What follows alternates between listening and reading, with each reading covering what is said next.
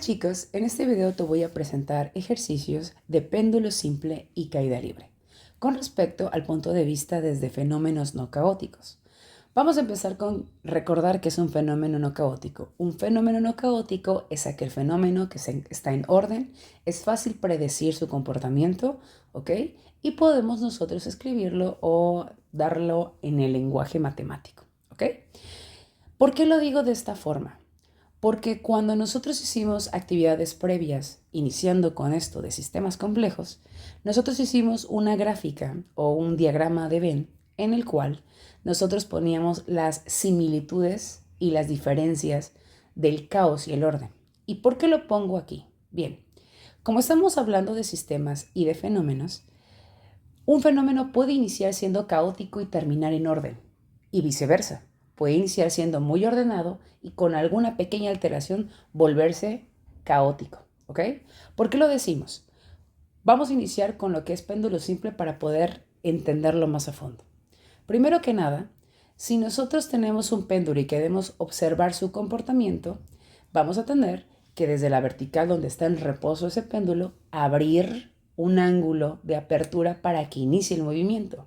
Pero hay dos cosas que pueden ocurrir. Número uno, si el ángulo de apertura es mucho mayor de 15 grados, comúnmente el movimiento inicia siendo caótico. ¿Por qué caótico? Porque va a empezar muy veloz, muy fuerte, muy fuerte ese movimiento. Va a estar como que muy difícil predecirlo, ¿ok?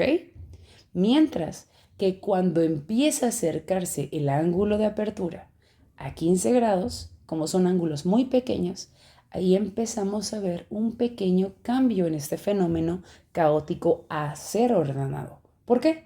Porque empieza a disminuir su velocidad.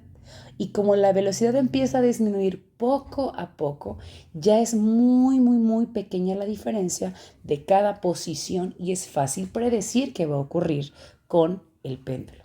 Y es por eso que las fórmulas de péndulo simple vienen a ser solamente dos para fenómenos no caóticos. Como ahorita estamos viendo este tema de no caóticos, solamente vamos a agarrar estas dos fórmulas, porque estamos hablando y estamos poniendo como punto de partida que son ángulos pequeños, ¿ok? Entonces, ¿qué cálculos puedo resolver con estas dos fórmulas o qué voy a encontrar? Hay dos puntos. El primero es el tiempo de oscilación. La fórmula la tienen ahí presente, 2pi, que se multiplica por la raíz de L, que es la longitud de la cuerda que sostiene ese péndulo, sobre G, que es el valor de la gravedad, ¿ok? Ojo, ¿qué es tiempo de oscilación? Desde el momento en que tú abres el péndulo, ahí tienes una posición, ¿no? Y sería el tiempo que tarda de ir y regresar a esa posición. Entonces ya sabemos qué significa tiempo de oscilación. Otra cosa que me pueden pedir o preguntar es la velocidad máxima. Comúnmente la velocidad máxima tiende a ser la que sea la de apertura. ¿Por qué la de apertura? Pues sería porque es, digamos, la distancia o la apertura más amplia que se tiene y luego se va desgastando hasta llegar a la velocidad cero, ¿te acuerdas? Entonces, vamos a ocupar la fórmula que dice velocidad máxima es igual a la raíz de 2 veces la gravedad por la longitud de la cuerda multiplicado por 1 menos coseno del ángulo.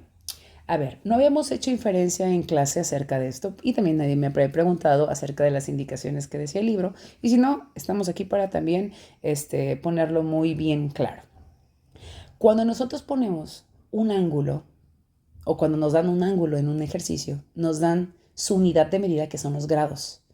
Pero voy a ser completamente honesta. Los grados como tal es una unidad de medida que al momento de quererla yo poner dentro de la fórmula de velocidad máxima, mi pregunta es, ¿con quién se va a eliminar? No se puede eliminar. Lo primero que tenemos que hacer, de acuerdo a las indicaciones o a los criterios que se tomaron muy bien en ingeniería y en física, es cambiarlo a radianes.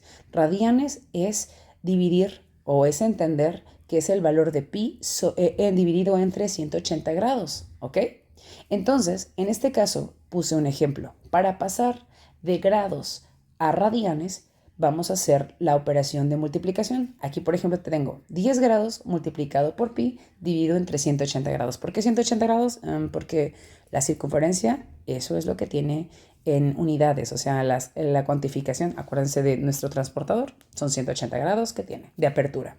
Entonces, nosotros prácticamente lo que estamos haciendo es, a través de ese cambio de unidades, estamos anulando los grados para poder entenderlo en magnitudes sin valores, digamos, sin unidades de medida, pero podemos interpretarlo de una manera más sencilla, ¿ok? Bien, siguiente punto o siguiente tipo de fenómeno es caída libre. Caída libre también es un fenómeno que podemos predecir su comportamiento porque tenemos ciertas fuerzas que intervienen, por ejemplo, la acción de la gravedad. Y eso ya lo habíamos hablado. Ahora, voy a explicarte el porqué de las fórmulas. Realmente, las fórmulas que aparecen en nuestro libro son las que tenemos aquí, pero agregué ciertas otras fórmulas y voy a explicar cuándo vamos a ocupar cada cual. Recordaremos que algunos ejercicios que habían quedado pendientes del libro tenían ciertas variantes y voy a explicar el porqué de las variantes. Número 1. Para poder calcular la velocidad hay dos situaciones.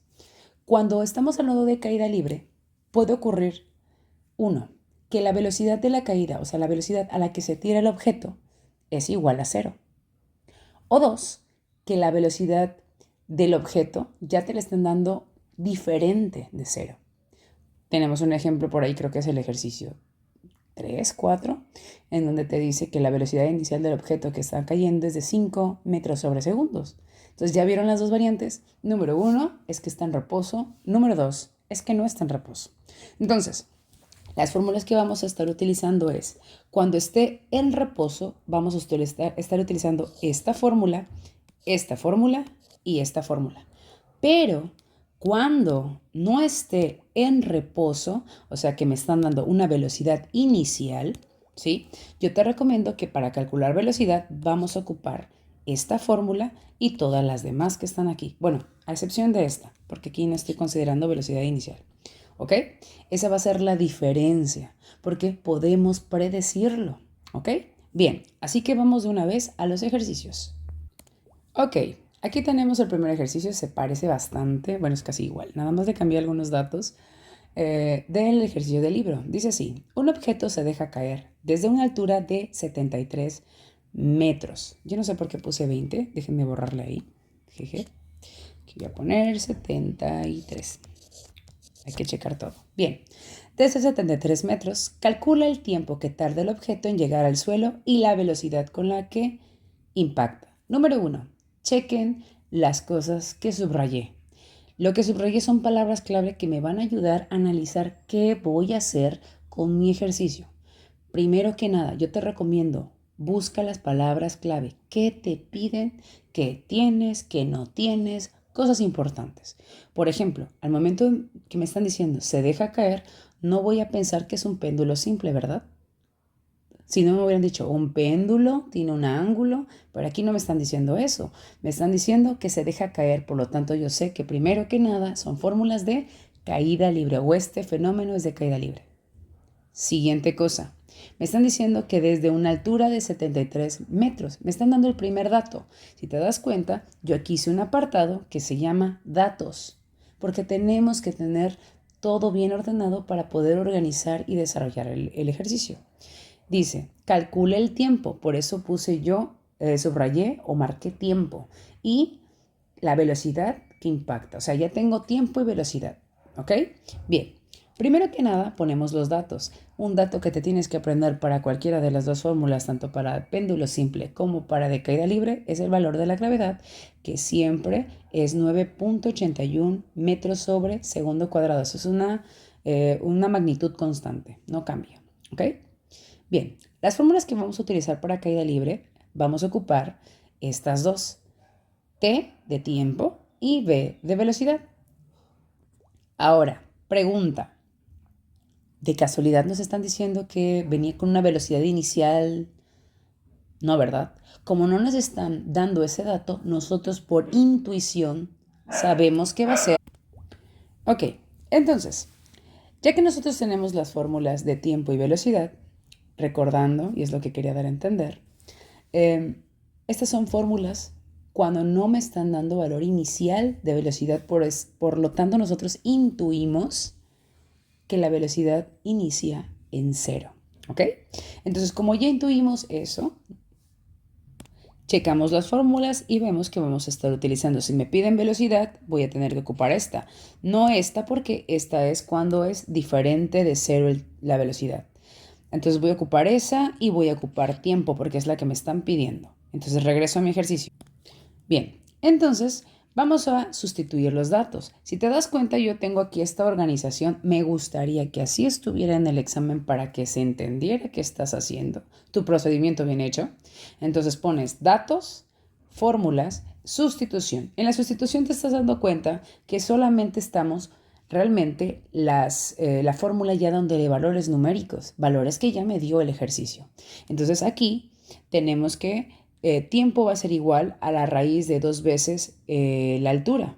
En este caso la altura es 73 metros, dividido entre el valor de la gravedad, 9.81, y al momento de sacar la raíz y hacer los cálculos me da que tarda ese objeto en caer 3 segundos. Muy bien, ya tengo el valor del tiempo, pero también me piden la velocidad con la que se impacta. Y recordando que la fórmula de velocidad, aquí está, velocidad es igual a la gravedad por el tiempo, ¿ok?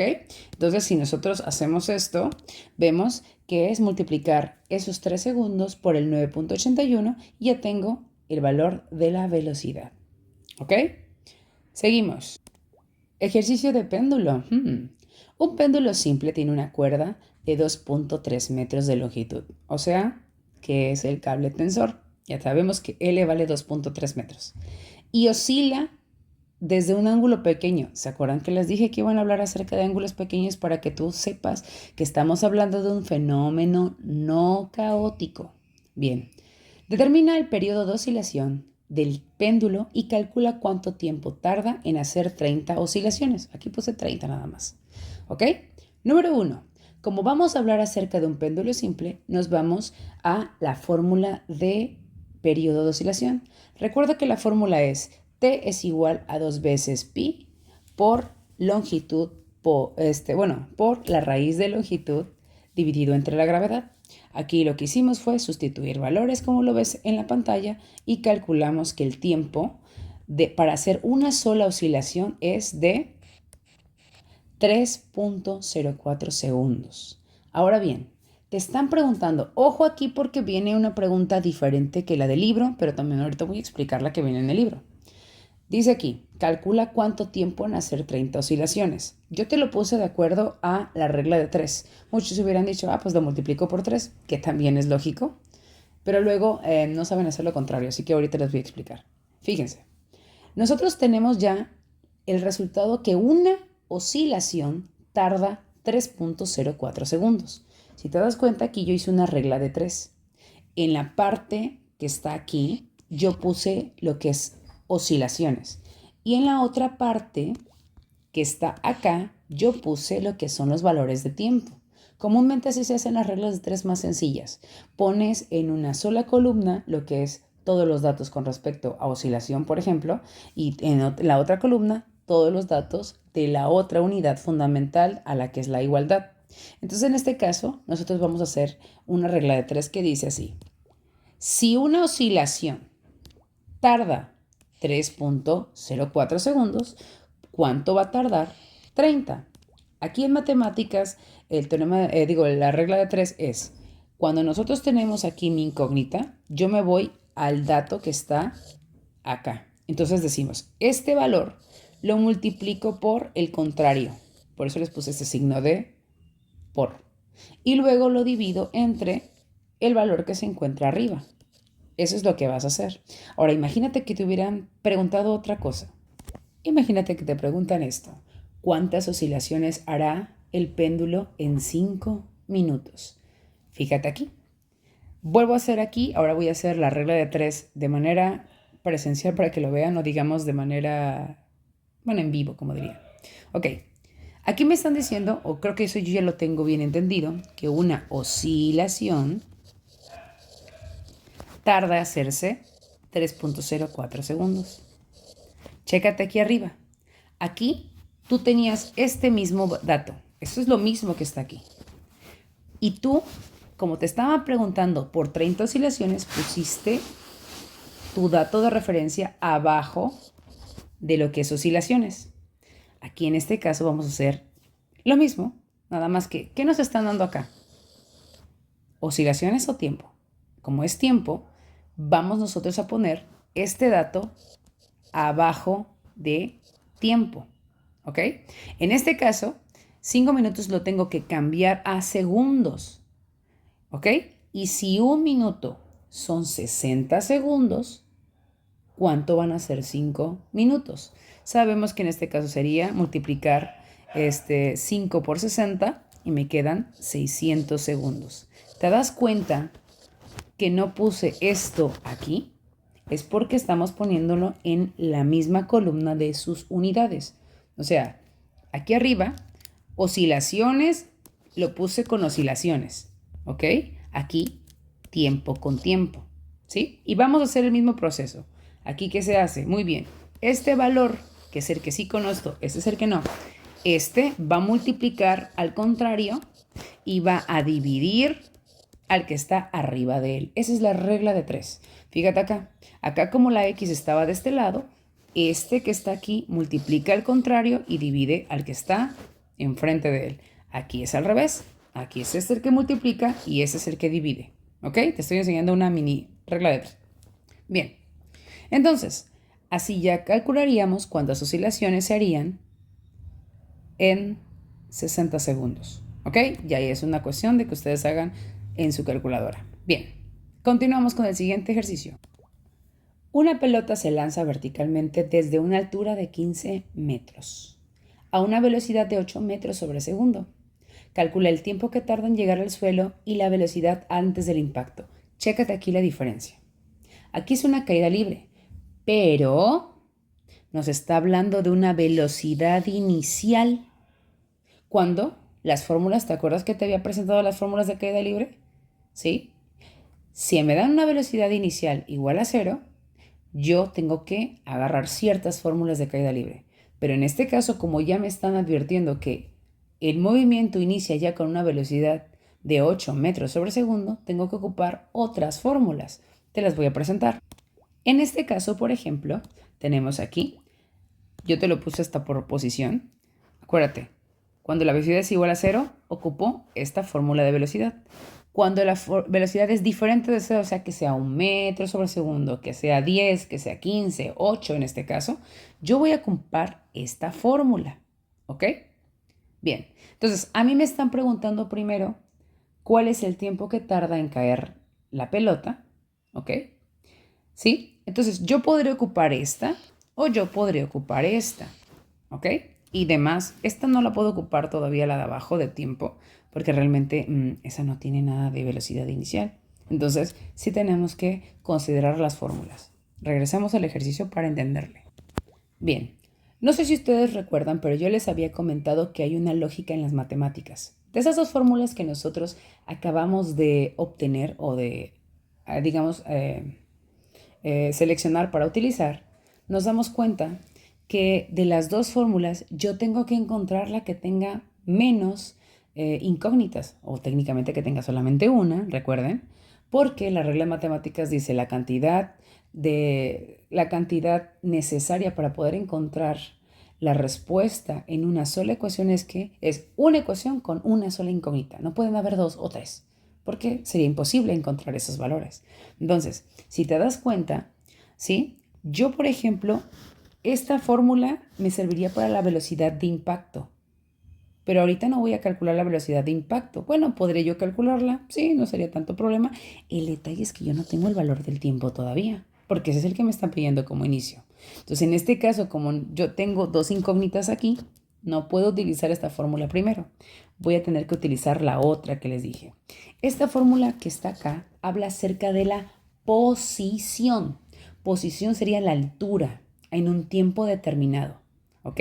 Entonces, en este caso, voy a empezar con esta fórmula y voy a empezar primero explicándote y que me entiendes un poquito. Acá por acá tengo un dibujo. Chécate aquí. A mí me están pidiendo que yo tengo que analizar que se va a dejar una pelota caer y yo espero a que llegue a 0. Entonces, mi altura final va a ser 0. ¿Por qué? porque yo quiero que llegue mi balón de aquí arriba hasta aquí abajo. Entonces, técnicamente me están preguntando cuánto tiempo tarda en que ocurra esto.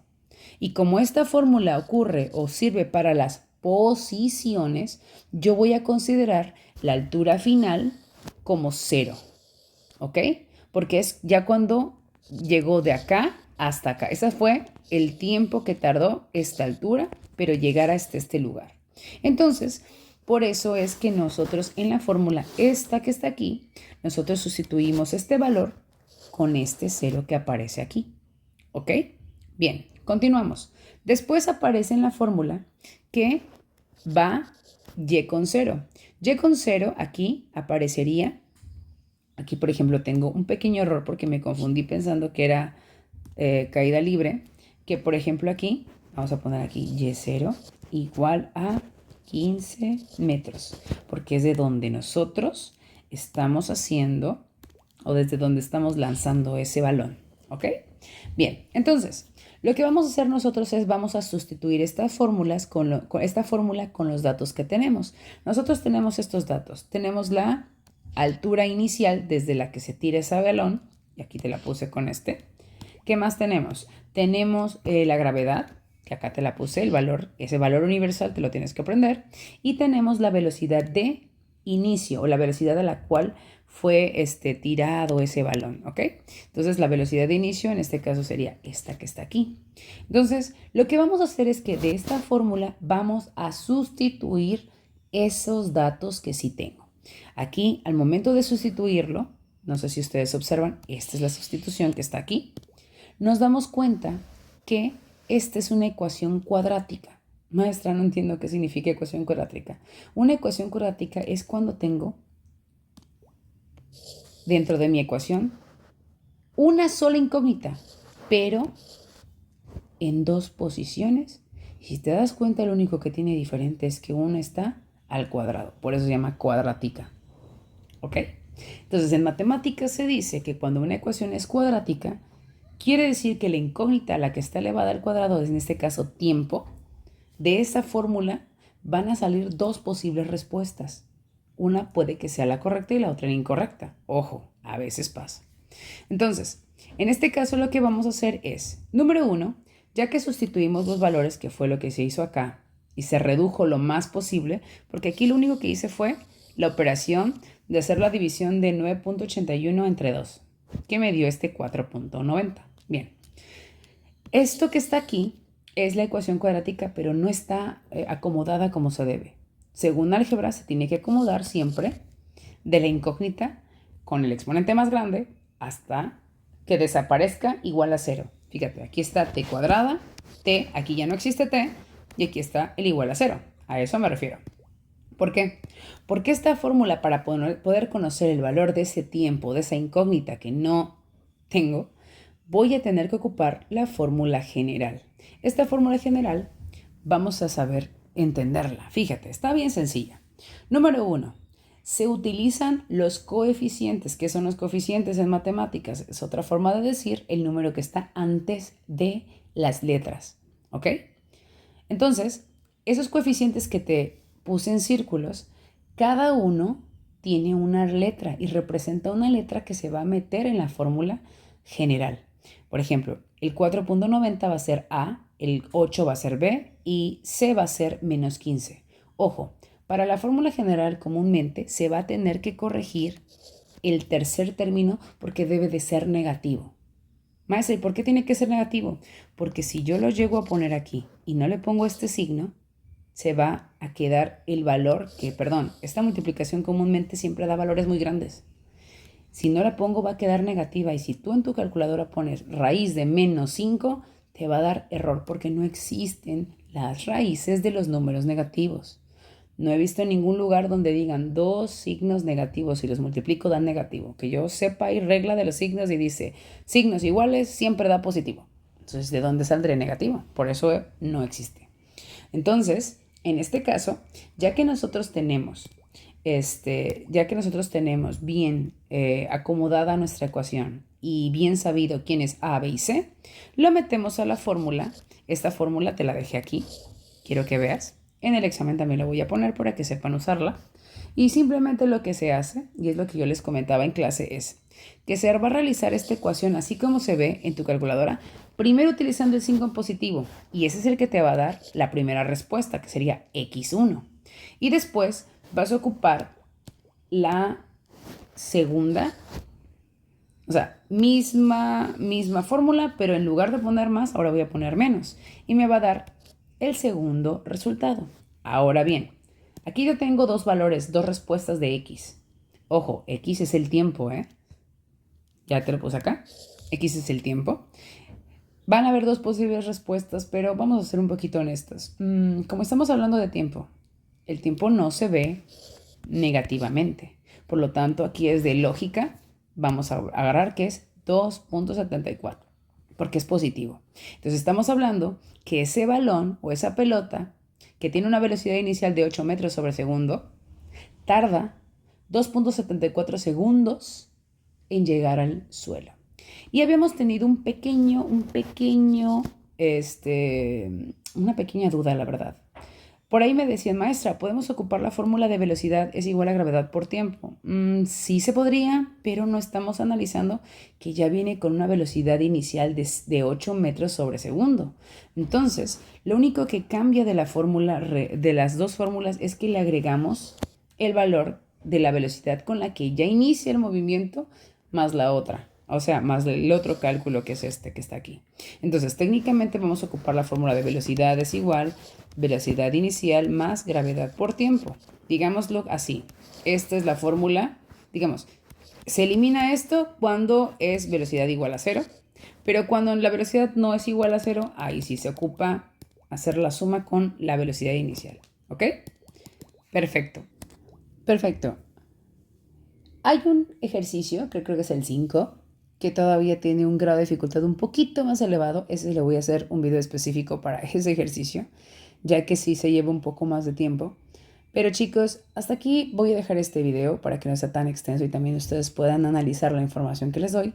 Pero vayan viendo la posibilidad de buscar también ciertas referencias que vienen teóricas en el libro, en donde te dan esas indicaciones.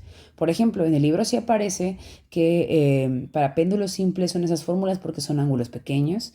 También aparece que caída libre, las fórmulas que están escritas ahí en el libro son porque tienen la velocidad inicial igual a 0. Simplemente tenemos que leer un poquito más y si no, buscar fuentes fidedignas o también un poco de literatura en física para poder entender más con estos conceptos, ¿ok?